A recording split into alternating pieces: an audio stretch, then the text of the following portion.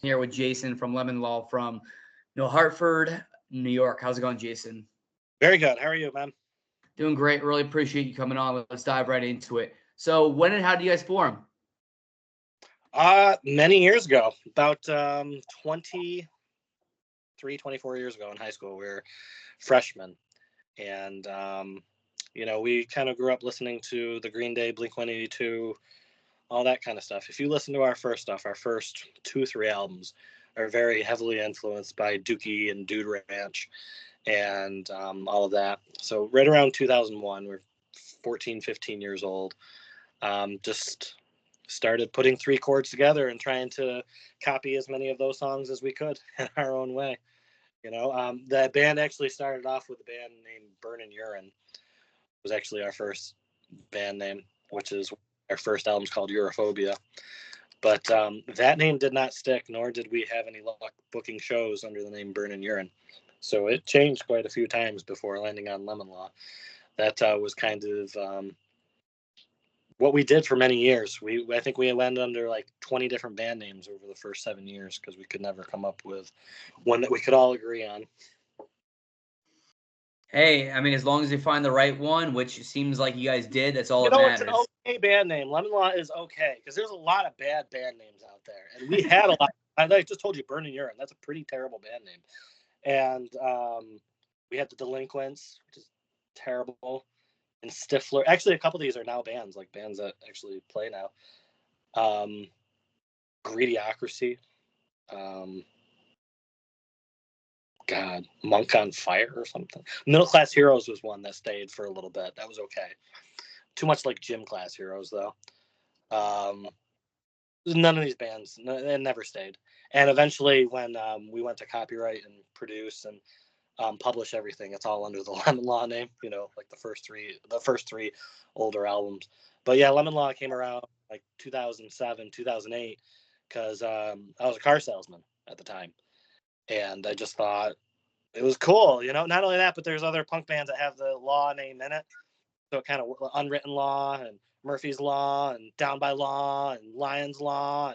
And, it fit, So it's decent. It's got a cool logo. So, yeah, it stuck after that point. After debating for many years of what it should be, by the time we landed on Lemon Law, it was like, finally, we got one, Right on, man. That's awesome. So in July, you guys released an album, Butcher Dion. How's the response been to it? Butcher Dion DiMucci, who is a a doo-wop singer from the 50s. I try to tell a lot of people about this, and they don't even really know. That's how long these songs are, or how old these songs are, from the 50s. So the whole idea of it came from Me First and the Gimme Gimmes, because they covered a lot of 50s, 60s Beatles and R&B from all ages or all years from the 50s to today. And they never covered Dion, and I was a big Dion fan growing up. Really liked doo-wop, really liked the 50s. And it was kind of something that we sat on for a while to do, but just kept on writing new stuff because COVID and us not playing and whatnot. So new songs were abundant, so it kind of sat on the back burner for a while. And then we just randomly put it together this past summer. And pretty decent. It's been put on some playlists. We don't have any physical copies or anything like that. We haven't done that in a bit. We've just kind of been doing the streaming thing. Hoping with more reach from it, I guess, because we can get out to countries to where we wouldn't be able to with physical. Not that we're against it. We just haven't had any kind of funds. We're 100% independent, 100% self-managed. We don't have any, record label putting anything out for us or assigned to anything. So we've always been 100% independent. And anytime we've done CDs or anything like that, it always was just sitting on them for quite a while. So that's why we've kind of stuck with the digital. But yeah, it's done pretty well compared to other albums that we've done, because we've done 4 over the last 4 years. This one is doing very well. Thank you. That's how you know you're doing it right. Yeah, it's got 8 cover songs. We worked on it to death. I feel like we haven't put that in as much time in our own songs as how much time we put into this. Just trying to really fine tune it. He's extremely hard to sing to doing covers, and somebody who is a 10 times better singer than you. That's why the title of the album is self-deprecating, because we are nowhere near as good as Dion. But so we butchered his songs, hopefully not too terrible. You guys killed it. Don't be too hard on yourselves. Thanks. So who do you guys record it with, and how's the process? Oh, we do it all ourselves. We've done studio time and we've gone places, and we kind of hate the rush of it, or just the pressure of being in a studio, I guess you could say, the timing, the dollars, all of that. So over the last 5-6 years, we've all just done it through our own PreSonus device through the laptop, and just recorded everything ourselves. We're not engineers or sound engineers by any means. I don't think our stuff is top tier. I'm not going to try to pass it off as that. But as far as home recordings go, I think it's pretty decent. It's definitely, tolerable to us. But yeah, everything's layered, drums, and then we just layer guitars and bass and vocals over everything. So nothing's recorded live. Live or analog, how maybe you'd prefer it. A lot of our albums that we grew up listening to, I think, were pretty live and analog. So it doesn't have that feel to it. It does have a newer production feel to it. I do think that is how a lot of newer production is done anyway, pretty layered. So we just do all that ourselves, man. It's all trial and error, record it a bunch of times until you like it, and just go from there, But then we have the power and freedom to do it whenever we want. Sometimes too, when you schedule studio time, it's like, oh, we're going to go into the studio August 3rd through the 7th or whatever. Sometimes you're not even in the mood to do it then. There's definitely days where we go and it's like, fuck, I don't want to play today. I just don't feel like it. There's got to be times where you're like, because when you're recording, you want to capture the best version of you, right? Like the best that you could possibly be.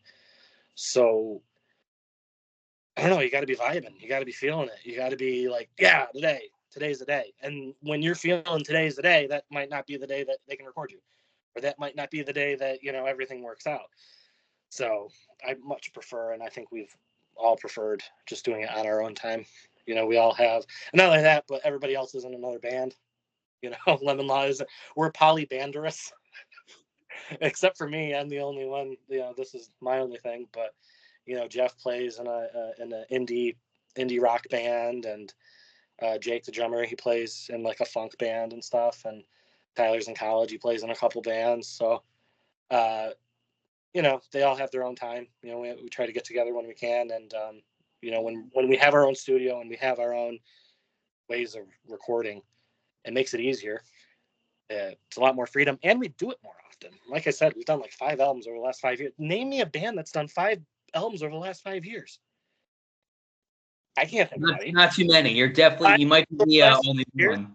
That's shit the Beatles were doing. That's shit that fucking, like, right? Like, I'm not trying to, just saying. It's decent. It's pretty impressive, not gonna lie. Right? that's all right. I mean, usually, bands do it, I don't know, every 2 years, every 3 years, or they come out with like a digital deluxe thing where they added a few tracks and they re-released that. Or, there's all kinds of different packages or whatever, but I'm really about the writing, because I write everything. I write all the songs, words, chords, and then I give it to them and they make it prettier. They put their solos, they put their drum fills, I want to play it like this chord instead of this chord. Cool. Sounds cooler. I pretty much just supply the bones.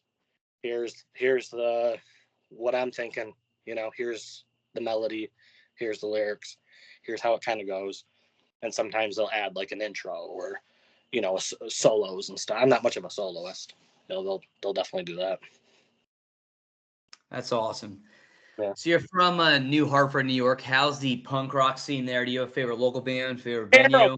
There are no punk bands here. We are the only punk band. You'd say Utica. Utica's the closest city. New Hartford's just a town south of Utica. We're the only ones. I mean, we go out to Syracuse. Syracuse has a decent scene. That's about an hour from us. There's quite a few bands in Syracuse. that do pretty well. Like those shows are pretty hopping. That's usually where we go if we're going to play a show up here and around here. It's definitely Syracuse. Albany is okay. It's decent, but Syracuse is better. Buffalo is pretty decent too. But we, around here, no. not where I am, not our neck of the woods, unfortunately.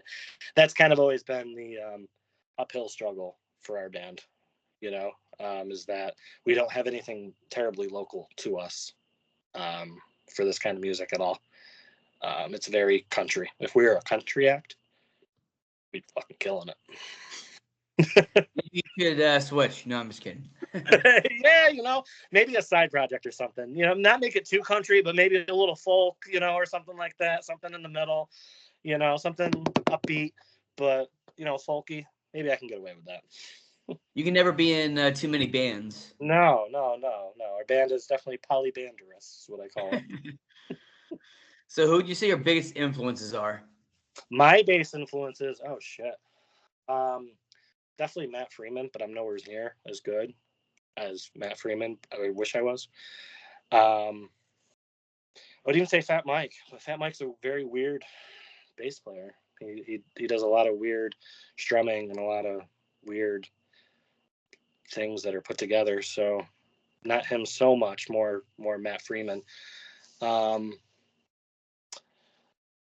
Mike Dirnt too, I would say. Even Mike Dirnt has a lot of good bass fills, and I like to move around on the bass as much as I possibly can, while also keeping the root note rhythm to it.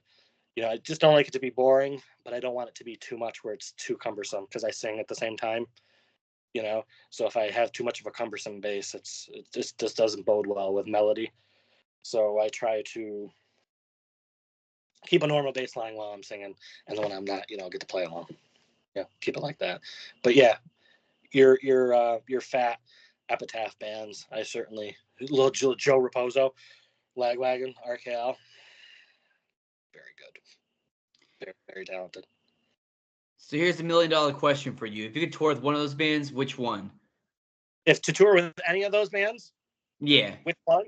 Oh, I would have loved to be on this NoFX last tour thing. We're going to see them here in Boston here this weekend. I would have loved to be on that before they said goodbye. They just played in front of 20,000 people in Montreal. That's crazy. That would have been something. We're not too far from there. So I'd go with that. Since they're saying goodbye, and since we still have a chance to play with other bands that haven't said goodbye yet, I'd say NoFX for sure. solid pick. My decline tattoo. Right on. So now I'm going to ask you some non-music questions. It's a good way for me to get to know you as a person. I did this with the other bands. Are you ready? I'm ready. All right. First one, favorite movie? Is it too cliche to say Godfather? No. Let's say Godfather. Which one? Good question. See, when I say that, in my head, I'm just thinking the first two. I'm not even separating the two. But if you're going to make me separate the two. I'm right there with you. I think the second one is the best one. Yeah. Best storyline. Yeah, it puts it together. I like the flashback back and forth. It gets you, even having De Niro in it. Yeah, I'd say the second one. Good pick. So if you were stranded on a desert island, what 3 items would you want to have with you? Stranded on a desert island. What 3 items do I need with me? Well, goddamn. That's a question. Some kind of sustenance, I would hope. Something that would help me live. Something to get me off the island. Flare, gun of some type, and some kind of communication to also help me get off the island, because I do not want to be stranded on an island. So sustenance, some kind of drink, a flare to hopefully, if somebody's fucking looking for me, I can go, I'm here. And, a walkie or a cell or something, have cell service, some kind of, satellite phone that can pick up because I don't have service. So I can say, hey, I'm out in the middle of the ocean. That's awesome. So if you go back in time and talk to one world leader or person of influence, who would it be? If I could go back in time and talk to one person, they'd be alive now or they're dead. Doesn't matter. Dead. They're dead. They have to be dead. Yeah. Maybe, even though he died really young, and I am now 10 years older than he ever was, he was still a very bright man. And maybe towards the end of his life would have been the best time. But I would have been really young. So it would have been like, what would my 7-year-old self say to a 26-year-old Kurt Cobain? I feel like that's not even a good conversation. Like, what am I going to be able to retain? Do I have to be the age that I would be the age then? You know what I mean? If I'm going back in time, am I that age of when I'm going back in time, or can I go back in time as my 37-year-old self? You can go back in time as your 37-year-old self. I'm feeling generous. Not an old man to Kurt Cobain, but I would still. I guess that's where I would be. Maybe talk to him, and I'd like to hear his thoughts and science behind music. I'm a big music guy, just a big music buff, and just the science of putting songs together is something that fascinates me. I feel like that's where I really get my kicks. It's not putting out the song. It's not even recording the song. It's all of before that. It's when you're alone and you're with the guitar and you just got a million things in your head and you just want to put it all out there, and then when it's put all out there and it's already something, before it's recorded, before it's put out, before you promote, now it's in your head and you put it out there, you write it down. I feel like that's the best moment of music, is you just created something out of nothing, and I don't know, just his thoughts behind that, You also got to think he probably had a ton of ideas before he died. You know what I mean? I know I'm sitting on another album already right now, even though we've done 4. I've got all kinds of ideas. So it's those ideas themselves and just sharing those ideas with him, going, and how do you put songs together? You know what I mean? You wrote some of the best songs. You've been dead now longer than you were ever alive, I feel, right? Because he's been dead for 30 years, but yet you changed the fucking world, with a couple of songs. It's incredible. Pretty wild to think about. That would be really sick. Yeah. So him. There you go. Great pick.